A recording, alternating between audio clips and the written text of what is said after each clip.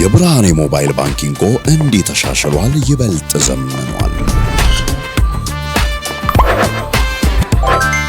በብርሃን ፍጥነት ያሻውትን የሚፈጽሙት ጊዜውን የሚመጥን የሞባይል ባንኪንግ አገልግሎት ከብርሃን ባንክ።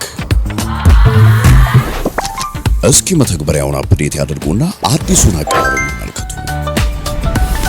የሚፈልጉትን በሙሉ በፍጥነት በቀላሉ ወዲያውኑ ገንዘብ ወደ አካውንት እንዲሁም ወደ ዋሌት መላክ፣ ክፍያዎችን መፈጸም፣ የአየር ሰዓት መሙላት፣ ስቴትመንት ማውጣት፣ ቀሪ ሂሳብ መጠየቅና ሌላም ሁሉንም በቀላሉ። አዲሱ የብርሃን ባንክ የሞባይል ባንኪንግ መተግበሪያ አሁኑኑ አፕዴት ያድርጉ። ብርሃን ባንክ እንደ ስማችን ብርሃን ነው ስራችን። ሰላም ዴናቻ ዳፊም 95.1 ሄዶ አድማጮቻችን ፉትቦል ካፌ ተጀምሯል። አላዛር አስገዶምና መስዋዕት አለባቸው ከቴክኒሻናችን ሄኖክ ኃይሉ ጋር በመሆን እስከ 4:30 ድረስ የተለያዩ ጉዳዮችን ያነሳና አብረናችሁ ቆይታ እናደርጋለን። የፈረንሳይ ብሔራዊ ቡድን እናነሳለን። ፈረንሳይ ከ8 የዓለም ዋንጫዎች ለአምስተኛ ጊዜ በፍጻሜው ላይ ለመገኘት እንግዲህ ከስፔን ጋር ትጫወታለች። ይህ የሀገሪቱ እግር ኳስ ወርቃማው ዘመን ነው ወይ የሚለውን ጉዳይ እናነሳለን። ከዛ ውጭ ግን የአርሰናሉ ሚኬል ሜሪኖ በ11 ደቂቃዎች ብቻ ሁለት ስፔንን ለሩብ ፍጻሜ እንዲሁም ለግማሽ ፍጻሜ በቁ ወሳኝ ግቦችን ማስቆጠር ችሏል። ይሄንንም ጉዳይ እናነሳዋለን። በዚህኛው ዓለም ዋንጫ በርካታ የፍጹም ቅጣት ምቶች እየተሳቱ ይገኛሉ። ሜሲ፣ ኪሊያን ምባፔ እንደዚሁም ሌሎች ተጫዋቾች የፍጹም ቅጣት ምቶችን እየሳቱ ነው። 65% ብቻ ነው የፍጹም ቅጣት ምት የማስቆጠር ነጻሪው ምንድነው የሚለውንም ጉዳይ እናነሳለን። አድማጮቻችን እስከ 4:30 ድረስ ከኛ ጋር አብራችሁ ቆይታ እንድታደርጉ ነው የምንጋብዛችሁ። እንዴት አደርካለስ? እግዚአብሔር ይመስገን። መሳይ በጣም ደህና ነኝ። እንደምን አደርሽ? እንዴት ቆየሽ? አለው እግዚአብሔር ይመስገን። እንዴት ነበር ሳምንቱ? መጨረሻ ላይ ከተገናኘን በኋላ የዓለም ዋንጫ ጨዋታዎች የሩብ ፍጻሜ ጨዋታዎች የተደረጉበት ነው። ብዙ ኢንትረስቲንግ ጨዋታዎች ነበሩ። ያው ከዛ በኋላ የሬዲዮ ፕሮግራም ስላልነበረን አላነሳናቸውም። ግን በቀደም አንድ ነገር ስናነሳ ነበር። ምሳ 4 በዓለም ዋንጫ ታሪክ ያላቸው ትልልቅ ታሪክ ያላቸው ሀገራት በንጽጽር ከዓለም ዋንጫ እንግዳ ሀገራት ጋር እንዳልኩት ንጽጽራዊ ነው ነበር የተገናኙትና ትልልቆቹ በሙሉ አሸንፈዋል። ፈረንሳይ አሸንፈዋል ሞሮኮን፣ አርጀንቲና አሸንፈዋል ስዊዘርላንድን፣ ስፔን አሸንፈዋል ቤልጅየምን፣ እንግሊዝ እንደዚሁ አሸንፈዋል ኖርዌይን እና 4ቱ ሴሚፋይናል ደርሰዋል። አንድ የሚገርም ነገር እያየሁ ነበረ። ፊፋ ራንኪንግ የሚባል በየወሩ የሀገራት የእግር ኳስ ወቅታዊ ደረጃ ማሳያ እየተባለ የሚወጣ የተለያዩ መለኪያዎችን ከግምት እያስገባ የሚቀመጥ መለኪያ አለ። እንደሚታወቀው ሁሉም በፊፋ ስር ያሉ ሀገራት የሚለኩበት ነው። ኦብጀክቲቪቲው ላይ ብዙ ክርክር አለ። ረጅም ጊዜ ጥቅሙም አከራካሪ ነው ምናምን። ግን ከ1994 ጀምሮ ነው ፊፋ እንዲህ አይነት ራንክ ማውጣት የጀመረው እና ለመጀመሪያ ጊዜ አንደኛ፣ ሁለተኛ፣ ሶስተኛ፣ አራተኛ ላይ ያሉ ሀገራት በዓለም ዋንጫ ግማሽ ፍጻሜ ደርሰዋል እና እንደ ስቶሪ ብዙ ሰው የአንደርዶግ ስቶሪ ይወዳል። ያልተጠበቀ ቡድን በተለይ ገለልተኛ ለሆነ ሰው ዓለም ዋንጫ ከቀሩት ቡድኖች መካከል የትኛውን ቡድን የተለየ ታማኝነት የሌለው ሰው ምናልባት ከዚህ በፊት ዋንጫ ወስዶ የማያውቅ ቡድን ሞሮኮ ወይ ኖርዌይ ወይም ሌላ ሀገር ዋንጫ እንዲወስድ ሊፈልግ ይችል ይሆናል። እሱ ነው የበለጠ ሲንደሬላ ስቶሪ ምናምን የሚባለው። ግን ዝም ብሎ እንደ ንጹህ የእግር ኳስ ፉክክር ግን በጣም ትልልቅ ጨዋታዎች ነው አሁን የምናየው። ስፔን ከፈረንሳይ የዚህኛው የዓለም ዋንጫ ሁለቱ ምርጥ ቡድኖች የሚያደርጉት ጨዋታ ነው። 2024 የአውሮፓ ዋንጫ ግማሽ ፍጻሜ ላይ ተገናኝተዋል። 2025 ኔሽንስ ሊግ ግማሽ ፍጻሜ ላይ ተገናኝተዋል። 2026 የዓለም ዋንጫ ግማሽ ፍጻሜ ላይ ይገናኛሉ። የተለያየ ስታይል ያላቸው ግን ሁለቱም በጣም ፕሮአክቲቭ የሆነ ስታይል ያላቸው ቡድኖች ናቸው። አርጀንቲና ከእንግሊዝ ምንም ማብራራት አይጠበቅብኝ። ምክንያቱም በዓለም የእግር ኳስ ፖለቲካ ውስጥ ምናልባት ከራሩ ባላጋራነት ሊሆን ይችላል። በፎክላንድ ወይ በማልቪናስ ጦርነት ምክንያት የዛሬ 40 ዓመት የማራዶና እነዛ 2 ጎሎች እና ሌሎች ብዙ የሚነገሩ ታሪኮች ያሉት ነው የእንግሊዝና የአርጀንቲና ጨዋታ። ምንም ጥያቄ የለውም።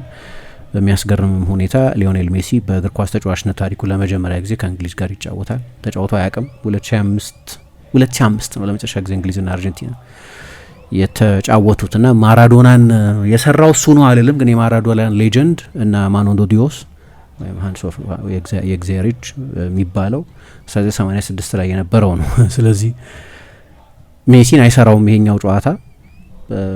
በእግር ኳስ ህይወቱ የመጨረሻዎቹ አመታት ላይ የተደረገ ጨዋታ ስለሆነ እስካሁን ተገናኝቶ ግን አያውቅም ከእንግሊዝ ክለቦች ጋር ብዙ ጊዜ ተጫውቷል በአውሮፓ ውድድሮች፣ ግን ለመጀመሪያ ጊዜ ነው በዓለም ዋንጫ እና ስለዚህ ማክሰኞና ሮብ የሚደረጉት እነዚህ ሁለት የግማሽ ፍጻሜ ጨዋታዎች ሁለት የሌጋሲ ሀገራት መካከል የሚደረጉ ጨዋታዎች ናቸው። ስለዚህ ቅዳሜና እሁድ በእነዚህ ጨዋታዎች ምክንያት እና እያንዳንዱ ጨዋታ ኦፍ ኮርስ የሚነገር የራሱ ስቶሪ ያለው አራቱም ቡድኖች ከፈረንሳይ በስተቀር ሶስቱ ቡድኖች በተለይ ብዙ ኢሹ ያለባቸው ይመስለኛል። እንግሊዝም፣ አርጀንቲናም፣ ስፔንም ቢሆን ሁሉም ቡድኖች ፈረንሳይ ነው እስካሁን ድረስ በጣም ኮንሲስተንት ሆኖ የመጣው ቡድን እና በቀደም አይ ቲንክ አስተዋል ለምሳሌ ፈረንሳይን ከሞሮኮ ጋር የነበረውን ጨዋታ ሌሎቹ ግን ከዛ በኋላ የተደረጉ ጨዋታዎች በመሆናቸው ምክንያት ብዙ አልተወያየንባቸውም። ግን በዚህ ሳምንት አጋማሽ ያው ከዚህ ሊተልቅ አይችልም ከዓለም ዋንጫ ሴሚፋይናል እና ፍጻሜ በላይ ትልቅ ሳምንት ነው እና ኢንትረስቲንግ የሳምንት መጨረሻ ነበር።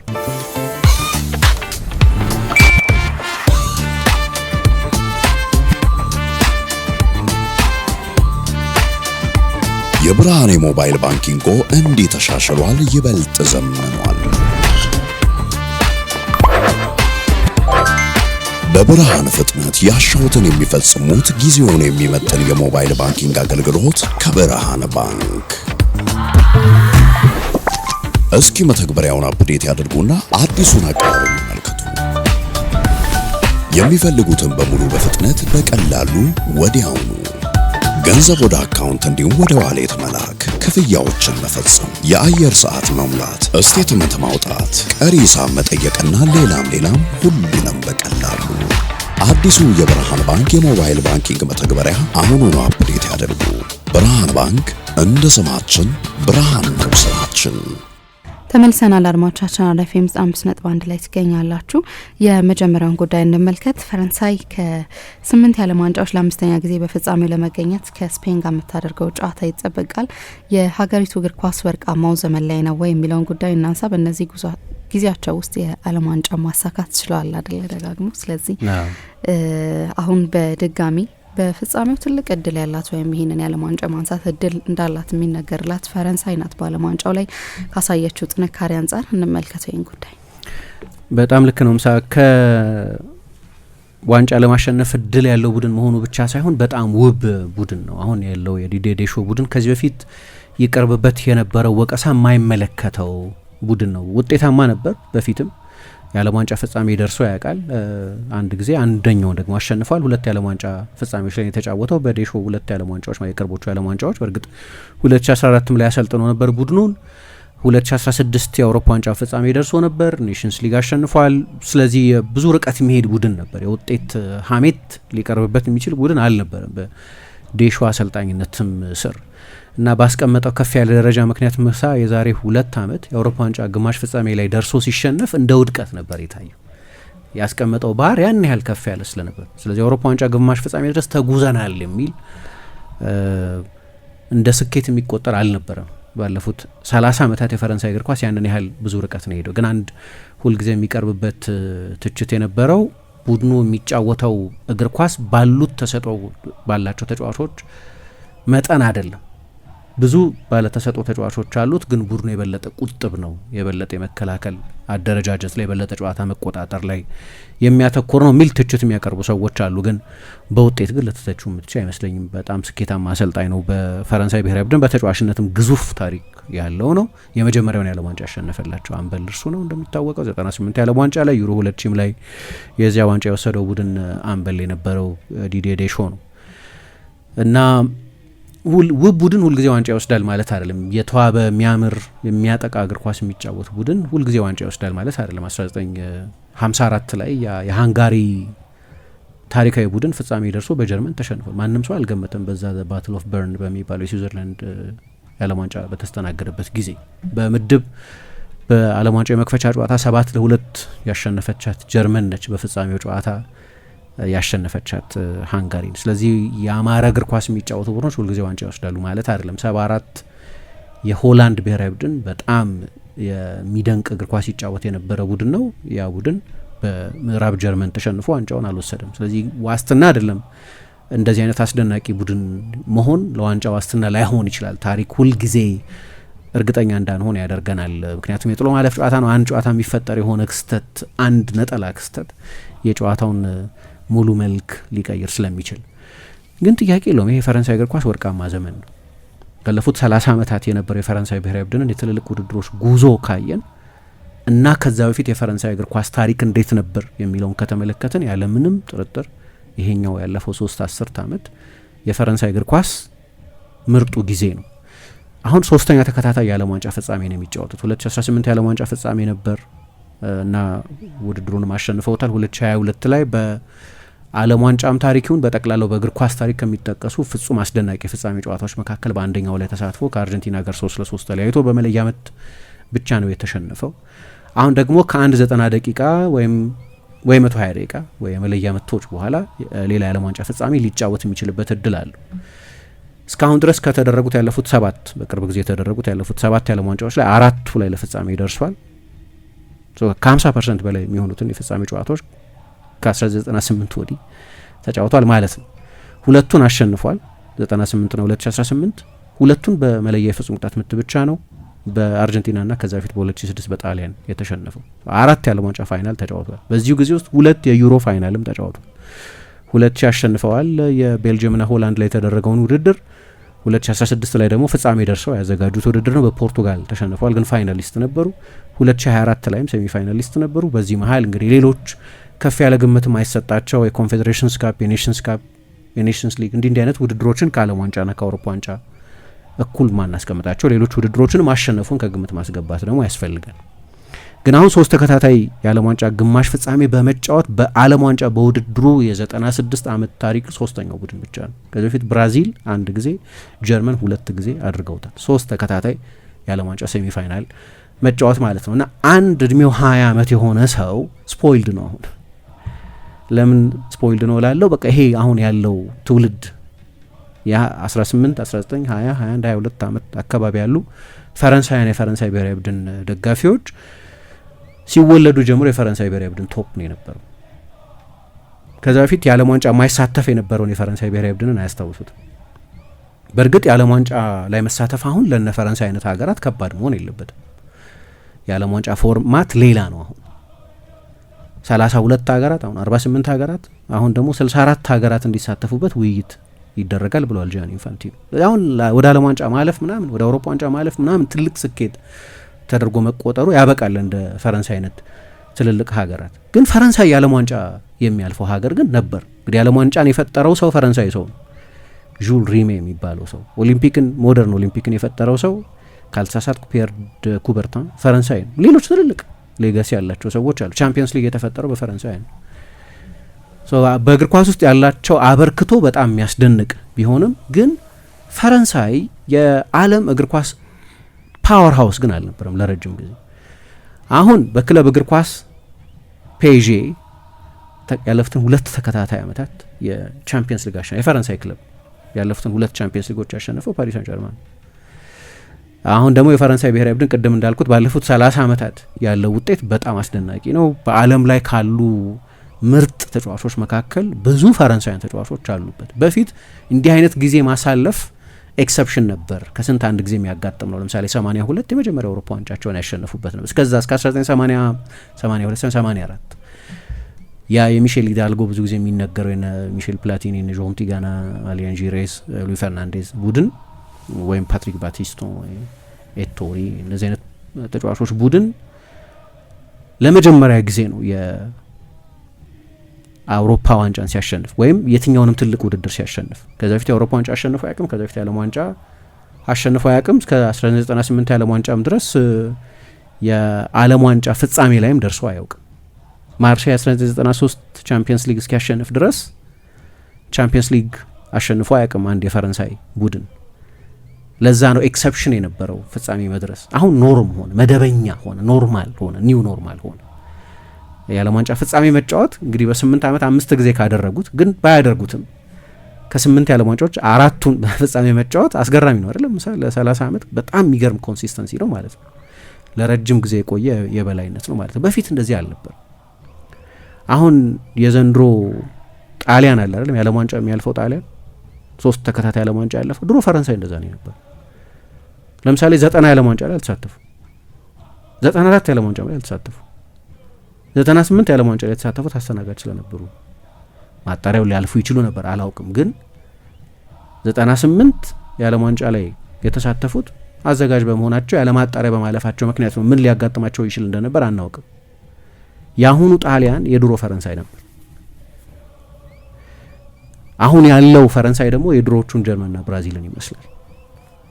የድሮዎቹ ጀርመንና ብራዚል ናቸው 3 ተከታታይ የዓለም ዋንጫ የግማሽ ፍጻሜዎች የሚጫወቱት። ስለዚህ ከ1998 ጀምሮ ያላቸው ስኬት በዓለም በኢንተርናሽናል ውድድር በጣም ስኬታማ ቡድን ያደርገዋል። 3 ተከታታይ የዓለም ዋንጫ በዛ ጊዜ ውስጥ የተጫወተ የለም። 2 የዓለም ዋንጫ በዛ ጊዜ ውስጥ ያሸነፈም ቡድን የለም። ከ98 በኋላ ሁሉም አንዳንድ ጊዜ አሸንፈዋል። ብራዚል አንድ ጊዜ አሸንፏል። ጣሊያን አንድ ጊዜ አሸንፏል። ስፔን አንድ ጊዜ አሸንፏል። ጀርመን አንድ ጊዜ አሸንፏል። አርጀንቲና አንድ ጊዜ አሸንፏል። ፈረንሳይ 2 ጊዜ ነው ያሸነፈ። ማንም ባለፉት 30 ዓመታት ውስጥ ከአንድ ጊዜ በላይ የዓለም ዋንጫ ያሸነፈ የለም። ሁለቱንም ለጥቂት ያጡት የመለያ የፍጹም ቅጣት ምት ጉዳይ። ዚዳን በቀይ ባይወጣ ኖሮ እንዴት ሊሆን ይችል ነበር? ኮሎሙዋኒ ያንን ጎል ቢያስቆጥር ኖሮ የምናወራው ስለሌላ ታሪክ ሊሆን ይችል ነበር። ማርጅኖች ናቸው እነዛንም 2 የዓለም ዋንጫዎች ያሳጧቸው። ሁልጊዜ ግን እንደዛ አልነበረም። ኮስታዲኖቭ የሚባል ተጫዋች የሚጥላቸው ወይም እንደው ቀረብ ላለው ጊዜ ከሆነም ክኒስኒያ የሚባለው የደቡብ አፍሪካ ከተማ ውስጥ የተፈጠረውን ቅሌት ታስታውሻለሽ? 2010 የዓለም ዋንጫ ላይ ትልቅ ዶክሜንተሪ በቅርብ ጊዜም ተሰርቶበታል። ያ የፈረንሳይ ብሔራዊ ቡድን ካምፕ የተናወጠበት፣ አኔልካ ከቡድን እንዲባረር የሆነበት፣ እነ ፓትሪስ ሴቭራ ከፍተኛ ቅጣት እንዲቀጡ የሆነበት ምስቅልቅሉ የወጣ ነበር። ግን እሱ ነው አሁን ኤክሰፕሽን። ሌላው ኖርማል ነገር የፈረንሳይ ብሔራዊ ቡድን ከፍ ባለ ደረጃ መጫወት ነው። ስለዚህ ልክ የዛሬ 2 ዓመት በስፔን ብሔራዊ ቡድን ተሸንፈው ከውድድር ውጭ ሲሆኑ አሰልጣኙ ይነሳ የሚል ጫና ነበር። ኖኤል ለግራት የሚባሉት የቀድሞ የፈረንሳይ እግር ኳስ ፌዴሬሽን ፕሬዚደንት የመጨረሻ የቢሮ ፊርማቸው ለዲዲዬ ዴሾ አዲስ ኮንትራት አጽድቆ መሄድ ስለነበር በዛ ውሳኔያቸው ምክንያት እየተወገዙ ነው ከፕሬዚደንትነት። በዛ ምክንያት አይደለም የተሰናበቱት፣ ሌሎች ቅሌቶች ነበሩባቸው። ግን በጊዜው በጣም ከተጠለጠሉባቸው ውሳኔዎች መካከል አንደኛው ለዲዲዬ ዴሾ ለምንድን ነው አዲስ ኮንትራት የተሰጠው የሚል ነው። እና አሁን የፈረንሳይ እግር ኳስ ሌላ አይነት ታሪክ ውስጥ ነው ያለው። በቅርብ ጊዜ ደግሞ እንደው በግለሰብም ካየ ነው ለረጅም ጊዜ ዚዳን የመጨረሻውን ባሎንዶር 98 ላይ ካሸነፈ በኋላ ከፈረንሳውያን ተጫዋቾች መካከል ማለት እስከ 2022 ድረስ 3 ዓመት ማለት ነው ለ24 ዓመት ፈረንሳይ ተጫዋች ባሎንዶር አሸንፎ አያውቅም። ባሎንዶር አከራካሪ እንደሆነ ይገባኛል። ለምሳሌ በእኔ ግምት ለባሎንዶር የሚሆን ሲዝን ያሳለፉ ተጫዋቾች ነበሩ። ግሪዝማን በጣም አስደናቂ የነበረባቸው አመታት ነበሩ። ከፈረንሳይ ብሔራዊ ቡድንም ጋር ትልልቅ ዋንጫዎች ያሸነፈባቸው፣ ከክለቡም ጋር በጣም አስደናቂ የነበረባቸው እንደ አትሌቲኮ ማድሪድ አይነትን ክለብ ቻምፒየንስ ሊግ ፋይናል ወይ ፈረንሳይ ብሔራዊ ቡድን የዓለም ዋንጫ አሸናፊ ማድረግ የመሳሰሉ፣ ፍራንክ ሪቤሪ ድንቅ የነበረባቸው፣ ቲየሪ ኦንሪ ድንቅ የነበረባቸው፣ እምባፔ የምር ለባሎንዶር ያን ያህል ተጠግቶ ላያውቅ ይችል ይሆናል፣ ግን እምባፔን በጣም አስደናቂ የነበረባቸው ጊዜያት ነበሩ። ፖቴንሻል የነበራቸው ተጫዋቾች ነበሩ። ስለዚህ በነዛ ሁሉ 22 ዓመታት ምንም አይነት ስኬት አልነበራቸው ማለት አልችልም። ዚዳን ለምሳሌ 2006 የዓለም ዋንጫ ፍጻሜው ከዛ የተለየ ቢሆን ኖሮና ፈረንሳይ የዓለም ዋንጫውን ብታሸንፍ ኖሮ ፋቢዮ ካናቫሮ ነው አይደለም ያንን የዓለም ዋንጫ የወሰደው። ማን ያስታውሳል? ፋቢዮ ካናቫሮ በዛ የዩቬንቱስ ሲዝን ውስጥ የነበረውን ቆይታ የዓለም ዋንጫውን የወሰደው ዚዳን የዓለም ዋንጫውን ቢያሸንፍ ኖሮ በዓለም ዋንጫው ላይ በነበረው ተጽዕኖ ምክንያት በባሎንዶሩን ያሸንፍ ነበር በእርግጠኝነት። ካናቫሮ ከዩቬንቱስ ጋር ያሸነፋት ሴሪያ እንኳን እኮ በቅሌት ነው የተገኘው ተብሎ ተነጥቋል እኮ። አንዱ ተሰርዟል፣ አንዱ ለኢንተር ተሰጥቷል። ሰው ተጨማሪ ባሎንዶር ሊያሸንፉ የሚችሉባቸው አጋጣሚዎች ነበሯቸው፣ ግን ፕራክቲካሊ ግን አላሸነፈም ማንም ፈረንሳይ ተጫዋች። ሩቅ አልነበሩም ለማለት ነው ይሄን ያልኩት። ከ2022 በኋላ ግን 2 ፈረንሳውያን ተጫዋቾች አሸንፈዋል። በግለሰብም ደረጃ ካየሹ ማለት 2022 ላይ ካረም ቤንዜማ የባሎንዶር አሸናፊ ነበር። 2025 ላይ ደግሞ ኦስማን ዴምቤሌ የባሎንዶር አሸናፊ ነው። አይ ቲንክ የፈረንሳይ ብሔራዊ ቡድን ዘንድሮ የዓለም ዋንጫውን የሚወስድ ከሆነ እምባፔ በጣም ትልቅ እድል አለው።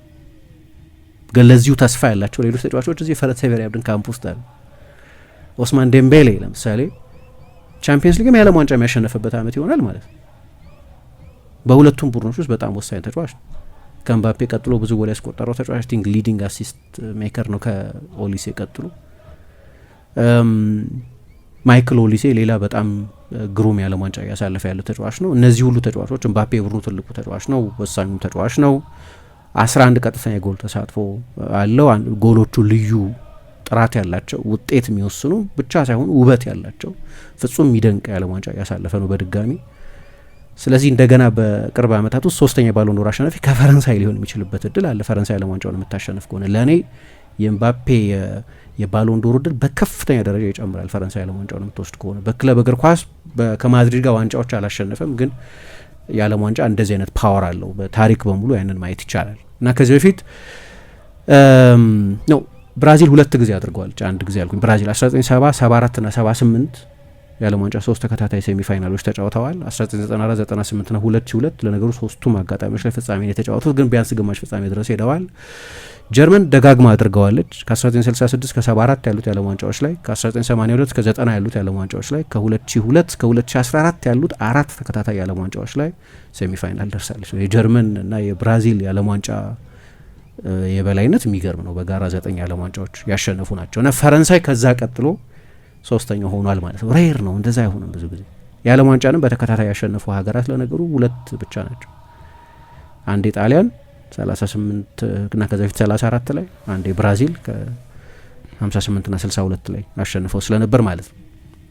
ግን የሚገርመው ምሳ ከ1966 ጀምሮ እስከ 1998 ፈረንሳይ ምናልባት ይሄኛውን ወርቃማውን ዘመን በጀመረችበት ወቅት ልበለው እስከዛ ጊዜ ድረስ ባለው የፈረንሳይ ብሔራዊ ቡድን 3 የዓለም ዋንጫዎች ላይ ብቻ ነበር የተሳተፈው ጭምር።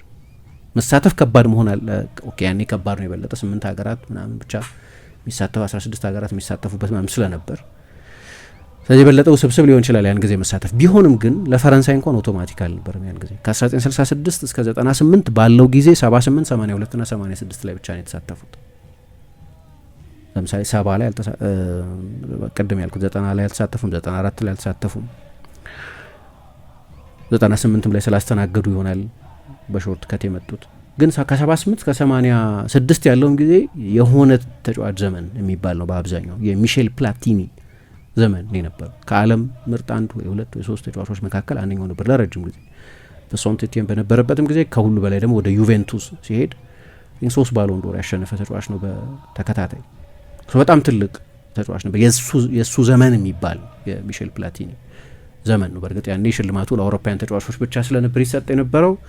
እነ ማራዶናም ሌሎችም ዓለም አቀፍ ትልልቅ ተጫዋቾች ወይ ዚኮም በዛ ዘመን ያለ ምርጥ ተጫዋች ይባል ነበር፣ ግን በባሎን ዶር ሪኮግናይዝ ሊደረግ አይችልም። እስከ 1990ዎቹ አጋማሽ ድረስ ለአውሮፓውያን ተጫዋቾች ብቻ የሚሰጥ ሽልማት ስለነበር ማራዶናም፣ ፔሌም ሌሎችም ተጫዋቾች አስደናቂ በነበሩበት ጊዜ ለሽልማቱ እድልም አልነበራቸውም አውሮፓውያን ስላልነበሩ እና የፕላቲኒ ተጽዕኖ የጎላበት በእርግጥ ሚሼል ሂዳልጎ ማሰልጣኝ የነበሩበት ነው። አሁን ግን በአውሮፓ ዋንጫ 2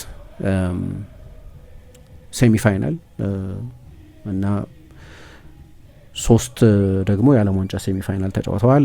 በቅርብ በተከታታይ ያለውን ብቻ ስጠቅስ ማለት ነው። እና እዚህ ውስጥ የአሰልጣኙን ተጽዕኖ ማድነቅ ያስፈልጋል። ግን ከ78 ልበለው ከአርጀንቲና የዓለም ዋንጫ ጀምሮ እስከ ሜክሲኮ የዓለም ዋንጫ ድረስ ባለው ጊዜ በዛ መሀል አንድ የአውሮፓ ዋንጫም ነበር። የ84 የአውሮፓ ዋንጫ ከሞላ ጎደል አንድ አይነት ስታይል ነው የነበረው። ይሄኛው ቡድንን ዩኒክ የሚያደርገው በየጊዜው ራሱን ያሻሻለበት መንገድ ነው። ፈረንሳይ ለምሳሌ በእርግጥ አንድ እንደ ፈረንሳይ አይደሉም ሰውዬው ሆሴ አሪባስ የሚባሉ አንድ ሰው አሉ። ኖንት የሚባለውን ቡድን ያሰለጥኑ በነበሩበት ጊዜ ስፓኒሽ ናቸው ሰውዬው፣ ግን በጣም ረቀቅ ያለ ቴክኒካዊ እግር ኳስ የሚጫወት ቡድን ነበራቸው። አላኖንቴዝ ምናምን ይባል ነበር ያን ጊዜ። ኖንት ትልቅ ወርዷል ዘንድሮ፣ ግን በጣም ግዙፍ ክለብ ነው።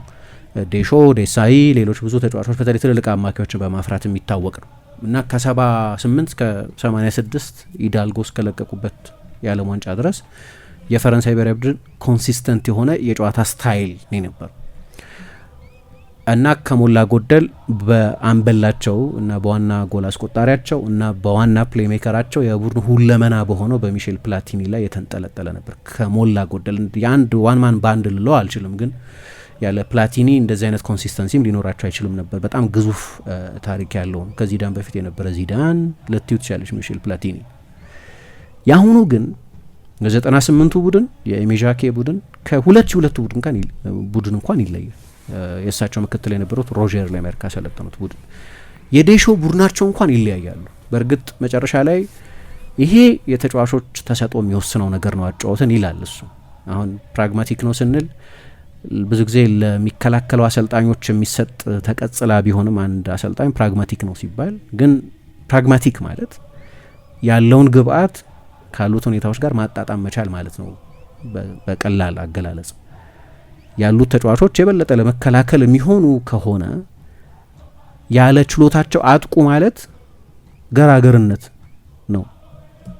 ግን ያሉት ተጫዋቾች ልክ እንደ ዘንድሮ የዓለም ዋንጫ ላይ እንዳሉት በጣም አስደናቂ፣ አንዳንድ ሰዎች ግነት ሊመስል ይችላል፣ ግን ከ70ው የዓለም ዋንጫ የብራዚል ስብስብ በኋላ ወይም ከ2002 የብራዚል ስብስብ በኋላ ምርጡ የማጥቃት ኃይል ያለው ቡድን ይሄኛው ቡድን ነው የሚል አስተያየት ይሰጣሉ። ብዙ አልቃረንም ከዚህ ጋር። ኢንዲቪጁዋሊ በጣም አስደናቂ የማጥቃት ተጫዋቾች ስላሉት እነዚህን ተጫዋቾች ከግምት ያስገባ ቡድን ነው ይዞ የመጣው። ግን ምሳ 2 ጎልም ብቻ ነው የተቆጠረበት። በመከላከሉም ሊሰንፉ አይችሉም። ኡፓሜካኖና ሳሊባን አይነት በጣም አስደናቂ ተከላካዮች በዚህ የዓለም ዋንጫ ፍጹም የሚገርም የዓለም ዋንጫ እያሳለፉ ያሉ 2 አማካዮች ማኑ ኮኔ እና አድሪያን ራቢዮ አይነቶች አማካዮችም አሉት።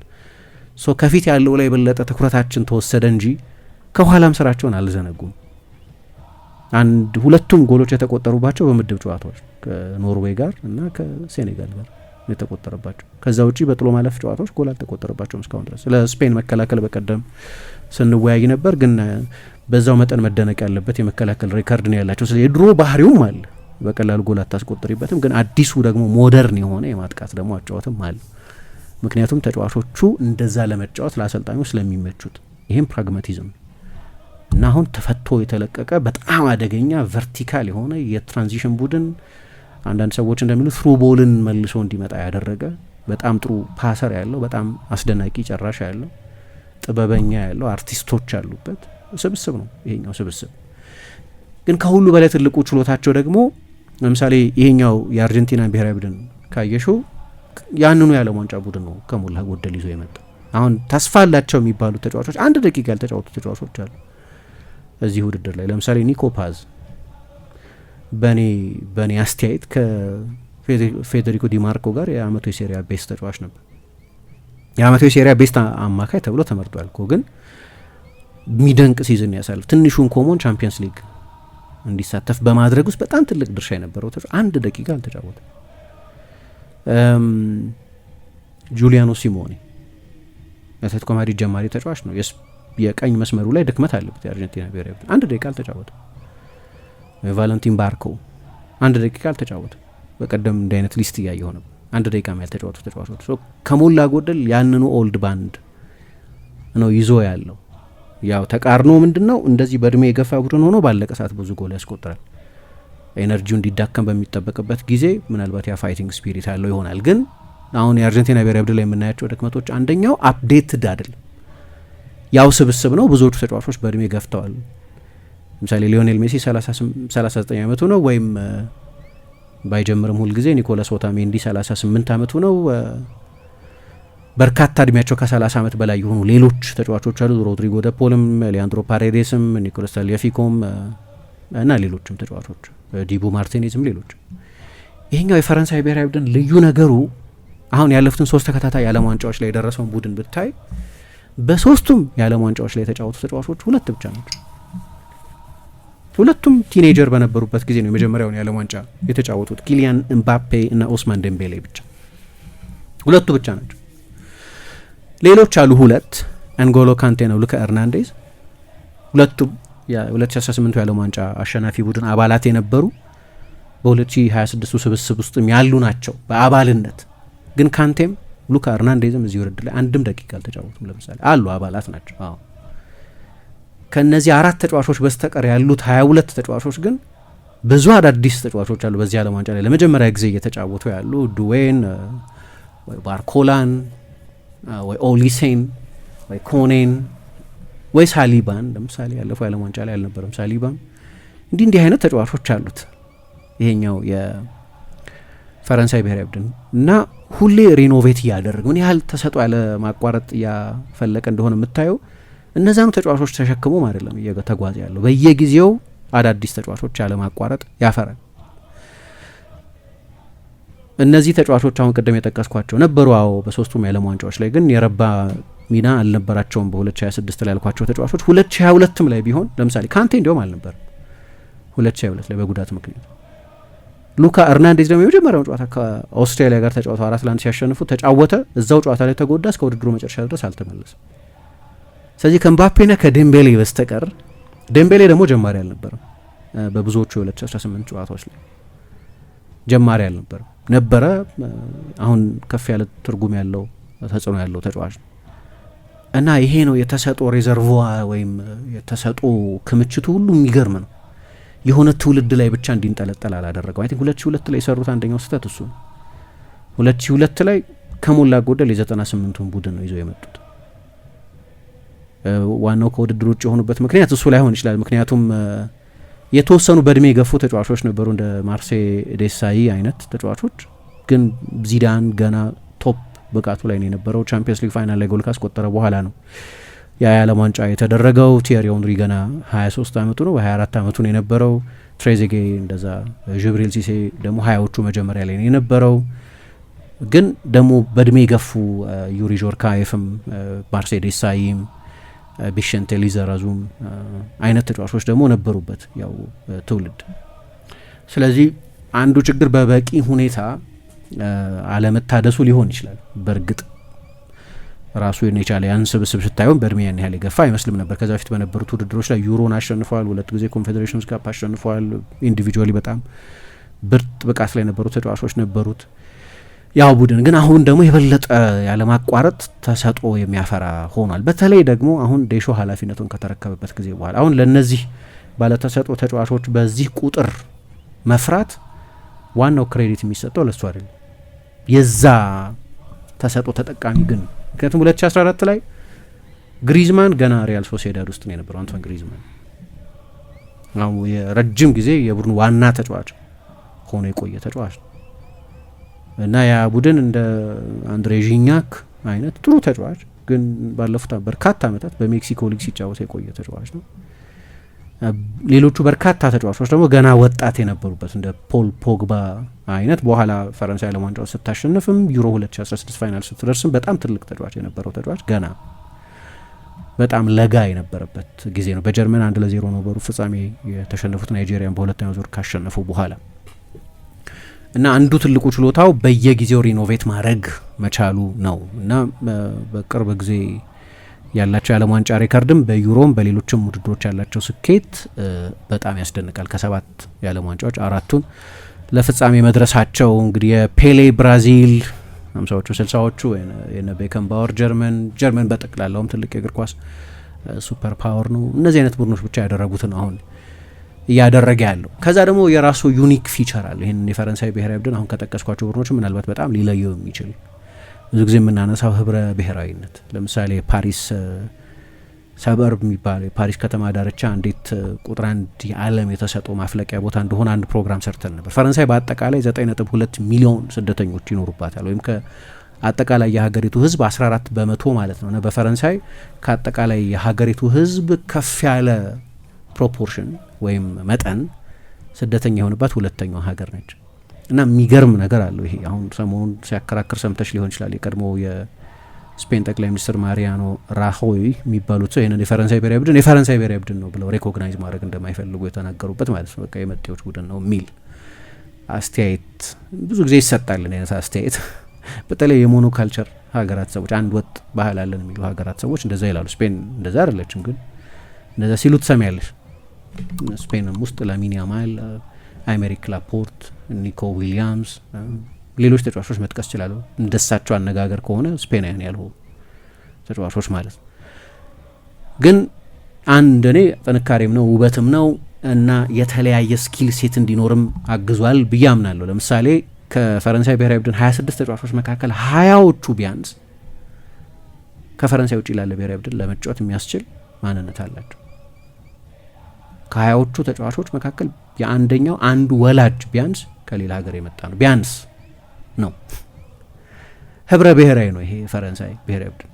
ጥቁሮች አሉበት፣ አረቦች አሉበት፣ ነጮች አሉበት፣ የአውሮፓ ስደተኞች አሉበት፣ የአፍሪካ ስደተኞች አሉበት፣ የካሪቢያን ስደተኞች አሉበት፣ የምዕራብ አፍሪካ ስደተኞች አሉበት፣ የሰሜን አፍሪካ ስደተኞች አሉበት። ግን ደግሞ ጄኔቲክሊ ደግሞ የተለያየ ጥቅም ታገኛለች ከነዚህ ተጫዋቾች። የተለያየ የእግር ኳስ ካልቸር ነው ከነዚህ ሀገራት ያለው እና ብዙዎቹ ወላጆቻቸውም የእግር ኳስ ታሪክ ያላቸው ናቸው። ትልልቅ ተጫዋቾች ላይሆኑ ይችላሉ። ለምሳሌ ግን የብሪሳምባ የሁለተኛው ግብ ጠባቂ አባት ለዲሞክራቲክ ሪፐብሊክ ኮንጎ ተጫውቶ ያውቃል፣ ለብሔራዊ ቡድን። የዡል ኩንዴ አጎት ለቶጎ ብሔራዊ ቡድን ተጫውቷል ምናምን እና ለተለያዩ የአፍሪካ ሀገራት የመጫወት ታሪክ አላቸው። የዴዚሪ ዱዌ ወንድም ጉዌላ ዱዌ የሚባለው ተጫዋች ለኮት ዲቯር ብሔራዊ ቡድን ይጫወታል አሁን። እና ግን እኔ አንድ ሎጂክ ከዚህ በፊት ሰምቼ ያውቃለሁ። 19 የስፔን ብሔራዊ ቡድን ሁልጊዜ አንደር አቺቨር በመሆን የሚታወቅ ነው። በነገራችን ላይ ስፔን አሁን ለሁለተኛ ጊዜ ብቻ ነው የዓለም ዋንጫ ሴሚፋይናል ሲጫወት፣ ለሁለተኛ ጊዜ ብቻ። ስፔን ትልቅ የእግር ኳስ ሀገር ነው፣ ግዙፍ ክለቦች አሉት።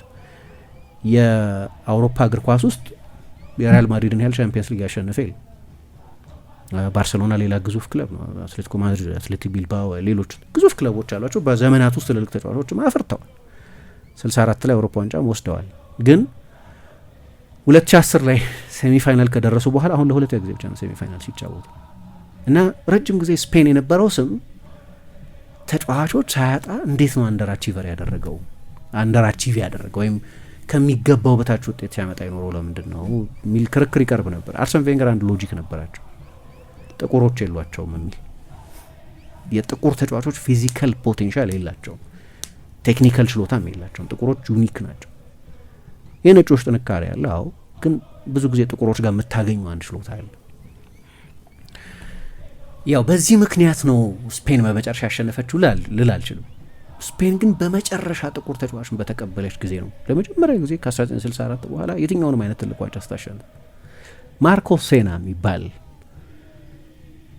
ብራዚላዊ ጥቁር ስፔን ውስጥ ረጅም ጊዜ በመኖሩ ምክንያት ዜግነት ናቹራላይዝድ የሆነ ተጫዋች ነበራቸው እና የስፔን ብሔራዊ ቡድን ወርቃማ አማካይ ክፍል ሲባል ሻቢ አሎንሶ፣ ቻቪ ኤርናንዴዝ፣ ሰርጂዮ ቡስኬትስ፣ ሴስክ ፋብሬጋስ፣ ዳቪድ ሲልቫ ወይ ሳንቲ ካዞርላ ወይ በኋላ ዋን ማታ ወይ ሌሎች ተጫዋቾች ሲጨመሩ ሲጠቀሱ አይጠቀስም ብዙ። የሉዊስ አራጎኔዝ ቡድን 2008ን በፖላንድና ዩክሬን መሰለኝ ውድድሩ ሲደረግ በጣም ሲያሸንፉ በጣም ወሳኝ ተጫዋች ነው እና ያ ቅልቅል መሆን የተለያየ አይነት ማንነት ያላቸው ተጫዋቾች ውህድ መሆን ጥንካሬ ነው የሆነው ለስፔን ብሔራዊ ቡድን ማን ነው ለፈረንሳይ ብሔራዊ ቡድን። በፊት እንዲያውም ስፔን ውስጥ ታዩ የቆዳ ቀለምን የተለያየ አይነት የሰው ዘር ሬስ ያለው መሆንን ታዩ። ስፔን በሀገሪቱ በነበሩ የፖለቲካ ልዩነቶች ምክንያት አንድ ብሔራዊ ቡድን ለመስራት ይቸግራት ነበር። ማለት የተስማማ የተጣጣመ አንድ አይነት የስፔን ስሜት የሚሰማው ቡድን እንኳን አልነበራትም። ካታሉኛ የሆኑት ሰዎች ስፔን ካታሉኛ ስፔን አይደለችም ብለው ነው የሚያስቡ። በአደባባይ ያንጸባረቁታል ይሄንን ስሜት፣ ግን ይጫወታሉ። ምክንያቱም ካታሉኛ ራሷን የቻለች ሀገር አይደለችም። ስለዚህ በዓለም ዋንጫ መጫወት ከፈለጉ የግድ ለስፔን መጫወት አለባቸው። ወደውት አይመስለኝም። በስፖርታዊ ኦብጀክቲቭ ምክንያት ነው የሚጫወቱት። ጓርዲዮላ የስፔን ብሔራዊ ቡድን አንበል እኮ ነው። ፌመስ የሆነ የፖለቲካ አቋም አለው። በእርግጥ ጫማ ከሰቀለ በኋላ የበለጠ የሚያንጸባረቀው አቋሙ ቢሆንም የባስክ ተጫዋቾች ደግሞ ይብሳል። አሁን እኮ ብዙ ባስኮች አሉ የስፔን ብሔራዊ ቡድን ውስጥ። ሚኬል ሜሪኖ ባስክ ነው፣ ኦያርሰባል ባስክ ነው፣ ዙቢሜንዲ ባስክ ነው፣ ኒኮ ዊሊያምስ ከባስክ ነው የመጣው። እንደዚህ መጥቀስ ይችላሉ። ኡናይ ሲሞን ባስክ ነው። በጣም ብዙዎቹ ሰውየው ሳይቀሩ ባስክ ናቸው። የሃቪየር ክሌመንት ቢልባ ውስጥ የተጫወቱ የድሮ አትሌቲክ ቢልባው ሰው ናቸው። አሁን እንደሆነ ከአራጎኔስ በኋላ አንድ አይነት ስሜት ያለው አንድ ሆነው ማለት አንድ ሆነው በሰው በሬስ በሂውመን ሬስ ማለት ነው። በሀገራዊ አንድነት ስሜት ግን አንድ አልነበሩ። ፈረንሳይ ውስጥ ከእንግሊዝ ሰው አይቀራል። አሁን ማይክል ኦሊሴ እንግሊዝ ነው የተወለደ። ከጣሊያን አለ፣ ከማሊ አለ፣ ከማርቲኒክ አለ፣ ከኮንጎ አለ፣ ከአልጄሪያ አለ፣ ከካሜሮን አለ፣ ከሴኔጋል አለ እና ከእያንዳንዱ የምታገኘው ፊዚካል ፖቴንሻል በጣም ትልቅ። አንድ ፍሬድሪክ ፔሬራ የሚባሉ ሰው አሉ በፓሪስ አካባቢ ያለ አንድ አካዳሚን የሚመሩ ሰው ናቸው እና ከተለያየ የማንነት ባህል መምጣት የተለያየ የእግር ኳስ ተጽዕኖ፣ የተለያየ ሜንታሊቲ፣ የተለያየ ጨዋታ ስታይል ያላቸው ተጫዋቾች እንዲኖሩን አስችሎናል ይላሉ። ፈረንሳይ ብቻ ልዩ አይደለም፣ በጣም መልቲ ካልቸራል የሆነ የዓለም ዋንጫ ነው። ከዚህ በፊት እንዳነሳ ነው ወደ 30% የሚጠጉ ተጫዋቾች ከተወለዱበት ሀገር ውጭ ላለ ቡድን ነው የሚጫወቱት። ግን በፈረንሳይ በስፋት ይታያል። ግን ተርፎም ፈረንሳይ ለሌሎች ሰጥታ የገጠመቻቸው አሉ። አሁን በዚህ ዓለም ዋንጫ በአብዛኛው ከሞሮኮ ይመስሉኛል፣ ግን ከሴኔጋል ጋር ተጫውተዋል እንደምታውቂው። ግን 16 የተለያዩ በፈረንሳይ የተወለዱ ተጫዋቾች ከፈረንሳይ ጋር ተጫውተዋል በዚህ ውድድር ላይ። 17ኛው አሁን ነገ ይጫወታል ኤሜሪክ ላፖርት። እሱም ኦዥን የሚባል ቦታ የተወለደ ፈረንሳይ ነው። ሁል ጊዜ ፈረንሳይ እግር ኳስ የመጤዎች ለስደተኞች ክፍት የሆነ ነው። ለአውሮፓውያን ነበር ግን መጀመሪያ ክፍት የነበረው።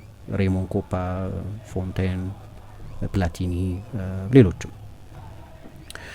እና ልዩ ያደርገዋል ይሄንንም። ከዛ ደግሞ አሁን የምናያቸው ባለተሰጥኦ ተጫዋቾች አሉ። ባለፈው ምሳ ታስታውሽ እንደሆነ ማርች ኢንተርናሽናል ብሬክ ላይ ፈረንሳይ ከብራዚል ጋር ስትጫወት ድሮ የብራዚል እግር ኳስ የሚያፈራቸውን አይነት ተጫዋቾች ነው አሁን የፈረንሳይ ፉትቦል እያፈራ ያለው።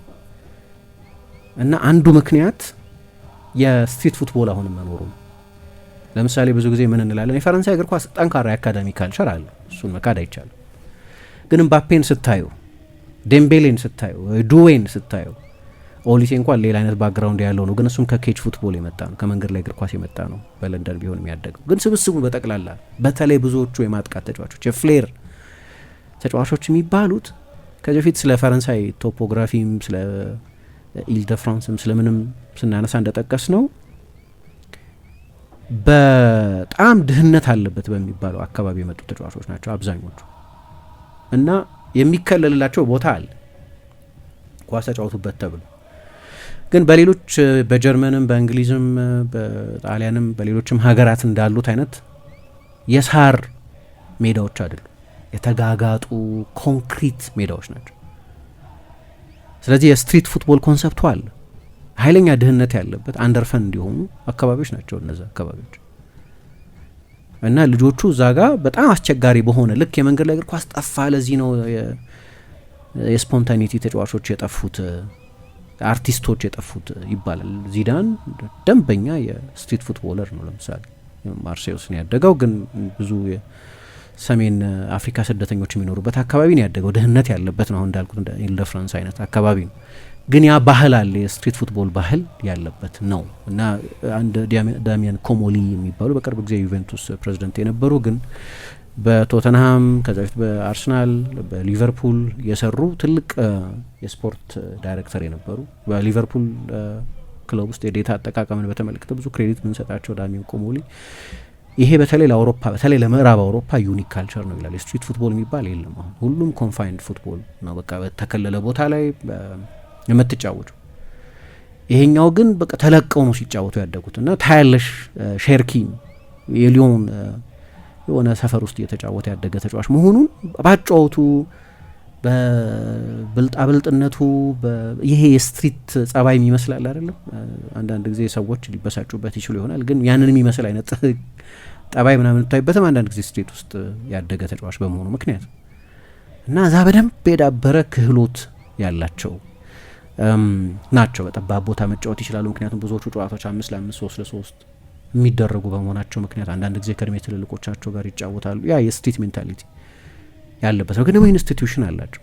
ሴንትሮ ደ ፎርማሲዮን የሚባል ወይም ክሌር ፎንቴን ለምሳሌ በተለይ ምርጦቹን ይወስድና ሁለት ዓመት ያሰለጥናቸው። በትምህርትም እንደ ሰው እንደ ኳስ ተጫዋችም ያሰለጥናቸው ነው። 2 ዓመታቸው ላይ ፕሮግራም ካለቀ በኋላ የልህቀት ማዕከል ነው ክሌር ፎንቴን። ከዛ ይወጣሉ።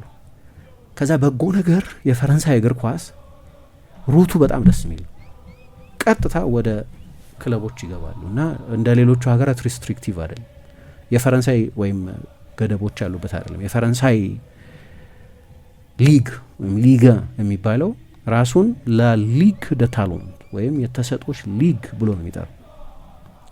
አሁን በዚህ በተጠናቀቀው ዓመት እንደ ሳምፕል ብቻ ብትወስጂ ለብዙ እድሜያቸው ከ18 ዓመት በታች ለሆኑ ተጫዋቾች ብዙ የመሰለፍ እድል 41 እድሜያቸው ከ18 ዓመት በታች የሆኑ ተጫዋቾች በሊጋ ተጫውተዋል።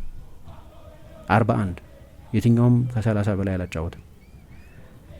በቁጥር ተጫዋቾቹ ቁጥር ማለት ነው። በደቂቃም ብትወስጂ 11000 ደቂቃ ተጫውተዋል እነዚህ ተጫዋቾች። በአፒራንስም ወይም በጨዋታ ቁጥርም ብትወስጂ ከሌላው የአውሮፓ ሊጋ ይወዳደራሉ። አንዳንዴ እንዲያውም በአንዳንዶቹ መለኪያዎች ከተቀሩት ሌሎች 4 ትልልቅ ከሚባሉት ከጠቅላሎች ከ5ቱ 4ቱ ተደምረው የሌላቸው አይነት ለታዳጊዎች እድል የመስጠት ፋስት ትራክ የማድረግ ወደ ዋናው ቡድን ቶሎ የማሸጋገር ባህል አለ፣ በጣም ጠንካራ ባህል አለ። ስለዚህ በየአመቱ አንድ የተለየ ፈረንሳይ ተጫዋች ታያለ እና እድሜያቸው ከ18 ዓመት በታች ለሆኑ ተጫዋቾች ብዙ ደቂቃ በመስጠት አራቱ ሊጎች ተደምረው ከሚሰጡት የበለጠ ደግሞ ይሰጣል። ስለዚህ የተዘጋጁትም ተጫዋቾች ባይተዋሮች አይሆኑም ማለት ነው።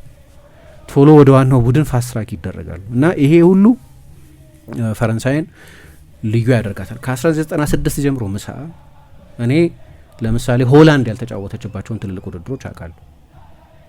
ማጣሪያ ማለፍ ቀላል ቢሆንም ግን ለማለፍ የሚያበቃ ፐርፎርማንስ ማሳየት አለብሽ።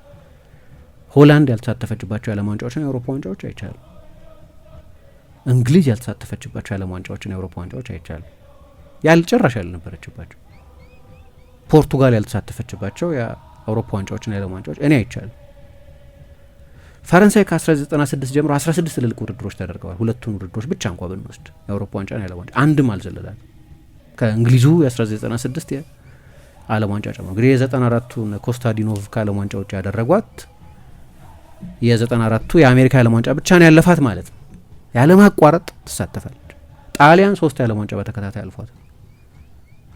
አንዳንድ ትልልቅ ሀገራት ቢያልፉም በማጣሪያ በብዙ ምጥ ያለፉ ሀገራት አሉ። የፈረንሳይ ማለፍ አንዴ ነው ጆፓርዲ ውስጥ ገብቶ የሚያውቀው። አይ ቲንክ መሳተፍም አልነበረባቸውም። ቲየሪ ኦንሪ ኳስ በእጅ ነክቶ አየርላንድን ያሸነፉበት እና ጋላሲያን ጎል ያስቆጠረበት እሱ ላይ መሳተፍ ባይሳተፉም ይሻል ነበር። ለነገሩ ወደ ውድድሩ ከሄዱ በኋላ የተፈጠረው ምስቅልቅል ብዙ ታሪክ የሚናገርለት ነው እና ይሄ አሰልጣኝ መጣ። አሰልጣኙ በደንብ ፕራግማቲክ ነው። ሁሌ አዳፕት ያደርጋል። በአጫወት ግን ብቻ አይደለም፣ በአቋሞችም ነው። ለምሳሌ ከቤንዜማ ጋር ኃይለኛ ጠብ ነበረበት። ለነጭ አክራሪ ፖለቲከኞች ሲያጎበድድ ዘለለኝ። ፐርሶናሊቲ የለውም ማለት በፈረንሳይ መጥፎ አነጋገር ነው ይባላል። ፐርሶናሊቲ የለውም አንድን ሰው ማለት እና የምልስ ማለት በኋላ አየው ቤንዜማ ማቹርድ ሆነ እንደ ኳስ ተጫዋች። መጨረሻ ላይ ሪያል ማድሪድ አምበል ሆነ። በአምበልነት ቻምፒየንስ ሊግ የሚያሸንፍ ሆነ። ባሎን ዶር የሚያሸንፍ ተጫዋች 47 ጎል በአንድ አመት የሚያስቆጠር ተጫዋች ጠራው። አልሰራም ያ ኤክስፐሪመንት ግን ጠርቶታል። ቂመኛ ሳይሆን ኦኬ እንደ ሰው ምናምን ብዙ ላንዋደድ እንችላለን፣ ግን ቡድኑን የሚጠቅመው ከሆነ ብሎ በሩን የሚከፍት አይነት ሰው ነው። ፕራግማቲዝም ነው ይሄ።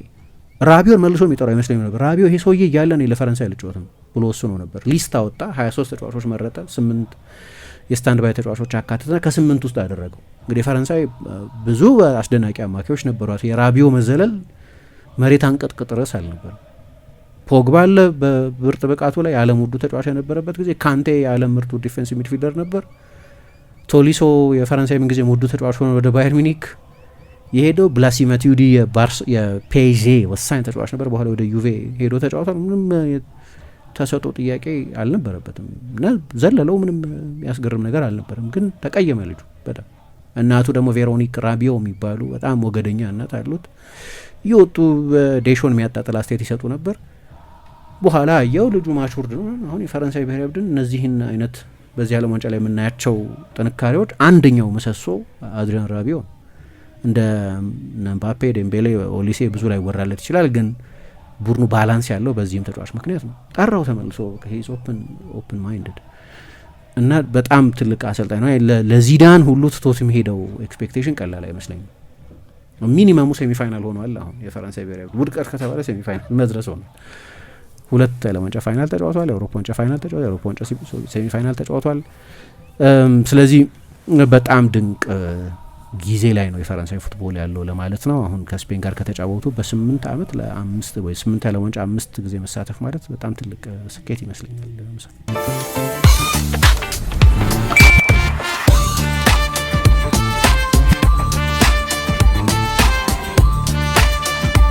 የብርሃን የሞባይል ባንኪንጎ እንዲህ ተሻሽሏል፣ ይበልጥ ዘምኗል። በብርሃን ፍጥነት ያሻውትን የሚፈጽሙት ጊዜውን የሚመጥን የሞባይል ባንኪንግ አገልግሎት ከብርሃን ባንክ። እስኪ መተግበሪያውን አፕዴት ያድርጉና አዲሱን አቀራረብ ይመልከቱ። የሚፈልጉትን በሙሉ በፍጥነት በቀላሉ ወዲያውኑ ገንዘብ ወደ አካውንት እንዲሁም ወደ ዋሌት መላክ፣ ክፍያዎችን መፈጸም፣ የአየር ሰዓት መሙላት፣ ስቴትመንት ማውጣት፣ ቀሪ ሂሳብ መጠየቅና ሌላም ሁሉንም በቀላሉ በአዲሱ የብርሃን ባንክ የሞባይል ባንኪንግ መተግበሪያ አሁኑኑ አፕዴት ያደርጉ። ብርሃን ባንክ፣ እንደ ስማችን ብርሃን ነው ስራችን።